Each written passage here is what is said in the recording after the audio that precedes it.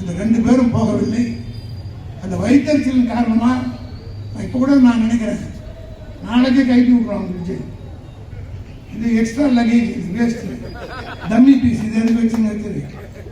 அதனால ஒரு சீட்டு மிச்சம், எதிர்கட்சியில் உட்கார்ற சீட்டுக்குள்ள கூட்டத்தில் ஒரு சீட்டுக்கு மிச்சம் சொன்னான்னு சொல்லுவார். காரணம் என்னன்னா, அவருக்கு இப்போ ஆட்கள் தேவை.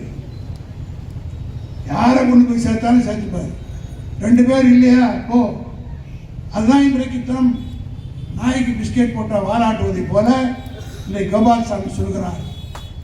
திமுகவும் பாஜகவும் ரகசிய ஒப்பந்தம். ஒன்று மட்டும் சொல்கிறேன் கோபால்சாமிக்கு, நாங்கள் எந்த ரகசிய ஒப்பந்தமும் வைக்க வேண்டிய அவசியமே கிடையாது. வச்சா வச்சுட்டு போகிற நீ யார் கேட்கறதுக்கு? நீ யார் கேட்கறதுக்கு? ஆனால் ஒன்றை மட்டும் சொல்கிறேன், பிஜேபி அரசை மிக கடுமையாக விமர்சித்த ஒரே கட்சி திராவிட முன்னேற்ற கழகம் தான். மோடி இந்த தேர்தலில் என்ன சொல்லியிருக்கார் தெரியுமா? Stalin is a known enemy. அவர் நம்ம கொள்கையை ஏற்றுக்க மாட்டார், அவர் நமக்கு விரோதி. ஆனால் நம்ம கூடவே இருந்துட்டு நம்மளை குடிபறித்தவர்கள் எல்லாம் இருக்கிறார்கள் என்று பேசக்கூடிய அளவுக்கு அரசியல் இந்திரா காந்தி அம்மையாரே கலைஞர் திமுக பற்றி சொல்லியிருக்கிறார். எதிர்த்தால் தீவிரமாக எதிர்ப்பார்கள், ஆதரித்தாலும் உறுதியாக ஆதரிக்கக்கூடிய ஒரே கட்சி திமுக சொல்லியிருக்கிறார். அதை நாங்கள் யாருக்கும் பயப்பட வேண்டிய அவசியம் இல்லை. ஒன்றை மட்டும் சொல்கிறேன், நடந்த சட்டமன்ற தேர்தலிலே கூட்டணிகள் செய்த துரோகம் கொஞ்சம் நெஞ்சம் கிடையாது. கூட்டணி பேச்சுவார்த்தை நடத்தணும்னா அப்பவே காங்கிரஸ்காரங்க நடந்துட்டு முறை சரியில்லை. நான் தலைவரிடத்தில் எவ்வளவு சொன்னேன், ஆனால் அவர்கள் விட்டுவிடக்கூட கலைஞருடைய தலைவருடைய அந்த பெருந்தன்மை தான் இன்றைய தினம் அவர்கள் தவறாக புரிந்து கொண்டு வேறு வகையாக வேலைகள்லாம் செஞ்சாங்க. பேச்சுவார்த்தை நடக்கும்போது என்கிட்ட சொல்றாங்க, டெல்லி ஸ்டெப்பர் யூஆர் அண்டர் எஸ்டிமேட்டிங் விஜய். அப்புறம் உடனே நான் சொன்னேன், are you having understanding with that fellow? இதே நான் சொன்னேன், no no no not like that, but you should not அண்டர் எஸ்டிமேட்டிங்னு சொன்னார். அப்பவே நான் சொன்னேன், இவன் சரியில்லை. பாண்டிச்சேரியில் திமுக காங்கிரஸ் உடன்பாடு ஏற்பட்டு விட்டது. நம்ம வேட்பாளர்கள் எடுத்த கை சின்னத்துக்கு அங்கே சிம்பல் கொடுத்துருக்கிறீங்க. ஆனால் தேர்தல் நேரத்தில் குழப்பம் வரக்கூடாது என்பதற்காக தலைவர் பெருந்தன்மையாக நடந்து கொண்டார். ஆனால் அவர்கள் துரோகம் செய்தார்கள். நான் ஒன்றை மட்டும் தெரிவித்துக் கொள்ள விரும்புகிறேன், திமுக இது போன்ற துரோகங்கள் பலவற்றை தாங்கி தாங்கி பழக்கப்பட்ட ஒரு இயக்கம். திராவிட முன்னேற்ற கழகத்தை எத்தனையோ சோதனைகள் வந்த போதெல்லாம் தூக்கி நிறுத்தியவர்கள் கட்சியினுடைய கடைசி தொண்டர்கள் தான். இவருடைய மேடையில் இருக்கிற நாங்கள் எமர்ஜென்சி நேரத்தையே நாங்கள் பார்த்தவர்கள். கோபாலபுரத்துக்கு யாராவது திமுக தலைவரை பார்க்க வந்தா உடனடியாக அவங்களை அரெஸ்ட் பண்ணி சந்தேக கேஸில் போடுவோம். 151 போய் சொல்லுவோம். அப்புறம் நம்ம கட்சிக்காரங்க என்ன பண்ணுவாங்க தெரியுமா? கிண்டியை தாண்டி வந்தாலே வண்டியில் வந்தால் பஸ்ஸில் நிறுத்தி அப்படியே திருப்பி அனுப்புவாங்க. திமுக காரங்க என்ன செஞ்சாங்க தெரியுமா? திருப்பதிக்கு போயிட்டு வரேன்னு சொல்லிட்டு மொட்டை அடிச்சுட்டு வந்து கோபாலபுரத்தில் கலைஞரை பார்த்த தொண்டன் தான் திமுக தொண்டன். அந்த தொண்டன் இன்றைக்கும் உயிரோடு தான் இருக்கிறான். ஒரு தோல்வியாக திராவிட முன்னேற்ற கழகம் அழிந்து விட்டது என்று எவனாவது கருதுவானால் அவனை விட முட்டாள் யாரும் இருக்க முடியாது. டயரை பார்க்கறான், அவன் நல்லா கேட்டான் அந்த மெக்கானிக், ஏன் சார் டயர் இல்லையா சார்? இல்லை இல்லை, அதை வந்து ரீல் சொல்றான். இன்னொரு இடத்துல போய் சத்துணவு கூடத்துல போய் என்ன பார்க்கறதுன்னு தெரியாம கையை விட்டு பார்த்து மாட்டிட்டான். இப்படி ஆபீஸுக்கு போய் கமிஷனரை தூக்கி உட்கார வச்சுட்டு இவன் போய் உட்காரணும். நான் ஒன்று மாத்திரம் சொல்றேன், இப்போதான் அரசாங்க ஊழியர்கள்லாம் இவங்களுக்கு ஓட்டு போடாதவங்களாம் நினைச்சு பார்ப்பாங்க. என்னென்ன கூத்து நடக்குது பாருங்க. கேபினட் மீட்டிங்ல 2 சம்பந்தமே இல்லாத 2 பேரை கொண்டாந்து உட்காருங்கிறார்.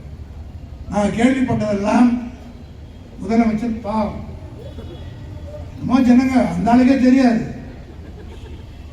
நீங்கள் யாருன்னா கேட்டிங்கன்னா பப்ளிக்கு என்ன சொல்கிறாங்க தெரியுமா? அந்த பெண்கள்லாம் என் பேச்சு சொல்லிச்சு, என் பேரன் சொன்னான், அதனால நான் தான் அங்கே போட போகிறோம்ல, எல்லாம் தான் நாங்கள் போட போகிறாங்க, 5 ஓட்டு தான் 1 ஓட்டுக்கு போகிறோன்னு எல்லாரும் பால் ஊற்றுறான்னு நினச்சி நான் மட்டும் தண்ணி ஊற்றுறேன்னு சொன்ன நினச்சிக்கிட்டு எல்லாருமே தண்ணி ஊற்று. 107 தொகுதியில் நாம் வெற்றி வாய்ப்பை இழந்திருக்கிறோம்னு சொன்னால் இது ஒன்றும் பெரிய வெற்றி கிடையாது அவங்களுக்கு. இங்கே சூர்யா வெற்றி நான் சொன்னதை போல 2016 நாங்கள் நினைச்சிருந்தோமா ஏறத்தாழ 108 பேர் எங்களுக்கு அசம்பிளி எதிர்கட்சியிலே சிட்டிக்கு போட்டு கூப்பிட்டு தான் பாதி பேர் வந்துட்டு இருப்பாங்க. ஆனால் அப்படி போய் ஆட்சியில் உட்கார வேண்டிய அவசியம் இல்லை. இது எங்க நாடு, என்னைக்கு இருந்தாலும் எங்ககிட்ட வரும். அந்த கோயில்பட்டில் சொல்லிவிட்டு போகிறேன், இந்த ஆட்சி நீண்ட நாளைக்கு கிடைக்காது. காரணம் என்னன்னா அதை கோப்பு நாம வேண்டியதில்லை, ஆதவர்ஜுனா ஒருத்தம் போதும். காரணம் என்னன்னா அவருடைய கேரக்டர் என்னன்னா, சில பேருக்கு சில பழக்கம் இருக்கும். புதுசாக ஒரு ஹோட்டல் திறந்தா முதல்ல போய் உட்காந்து சாப்பிடணும். அதுக்கடுத்து இன்னொரு ஹோட்டல் திறந்தா இங்கே எப்படி டேஸ்ட் இருக்குன்னு அந்த ஹோட்டல் போய் சாப்பிடுவோம்.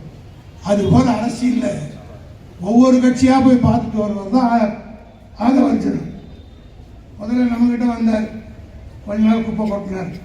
நம்மளாம் யாரும் ஒன்றா சேர்த்துக்கணும், யார் வரான் யார் போகிறான்றதை பற்றி கவலையே கிடையாது, சேர்த்துப்போம். போன பிறகு தான் கொட்டு தேத்தி அப்படின்னு தெரியும். ஆனால் கொட்டுறத்தையில் வெட்டக்கூடிய சக்தி எங்கள் கட்சிக்கு உண்டு என்பதையும் நான் தெளிவுபடுத்திக் கொள்ள. நம்மகிட்ட இருந்தார், ஒரு எம்பி சீட்டு கிடைக்குன்னு பார்த்தார், கிடைக்கல.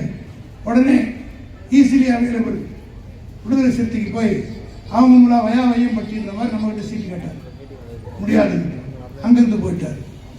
இப்போ போய் அவர்கிட்ட சேர்ந்திருக்கார்.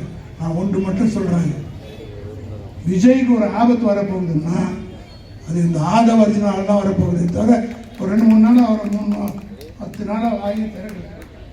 சம்திங் ஃபிஷி சம்வேர், எதுவோ நடக்குது. காரணம் என்ன, கேரளாவில் அவங்க குடும்பத்து மேலே கேஸ் இருக்கு. 928 கோடி லாட்ரி சீட்டில் மோசடி பண்ணதான் அந்த கேரளாவில் இவருடைய மனைவி மேலே, இவருடைய மாமியார் மேலே, இவருடைய குடும்பத்தார் மீது வழக்கு நடந்து கொண்டிருக்கிறது. 1 ரூபா 2 ரூபாயில் 924 கோடி. அதே போல பல அமைச்சர் மீது வழக்கு இருக்கிறது. இந்த வழக்கை எல்லாம் தூசி தட்டுகிற நேரத்தில் நிச்சயமாக நான் சொல்கிறேன், கழகத்தோடர்களே, நாளையிலிருந்து எந்த சோர்வும் உங்களுக்கு தேவையில்லை. போய் பணியாற்றுங்கள். கட்சியினுடைய நம்முடைய கீதா போன்றவர்கள் அமைந்திருக்கிற குழு தலைவர் நியமித்திருக்கிறார். அதற்குரிய முடிவுகள் எல்லாம் இப்போ ஒரு சந்தேகங்கள் நம்ம இருப்போமா பார்க்கலா, அதெல்லாம் வேண்டியதே இல்லை. உழைக்கிறவனுக்கு என்றைக்கும் மரியாதை இந்த கட்சியிலே உண்டு என்பதை அமைப்பு செயலாளர் முறையிலே நான் தெரிவித்துக் கொள்கிறேன். ஆகவே யாரும் சோர்வடைய வேண்டிய அவசியம் இல்லை. நல்ல காலம் மிக விரைவில் வர இருக்கிறது. எல்லாம் நம்முடைய கைக்குத்தான் வரும். உள்ளாட்சியிலும் நாம் தான், பாராளுமன்ற தேர்தலும் நாம் தான். மிக விரைவில் மாற்றங்கள் வரும். நம்முடைய தலைவர் நிச்சயமாக நாளைய தினம் அயல்நாடு சென்று திரும்புகிறார். உங்களுக்கெல்லாம் நல்ல செய்தியை தருவார் என்பதை எடுத்துச் சொல்லி விடைபெறுகிறேன்.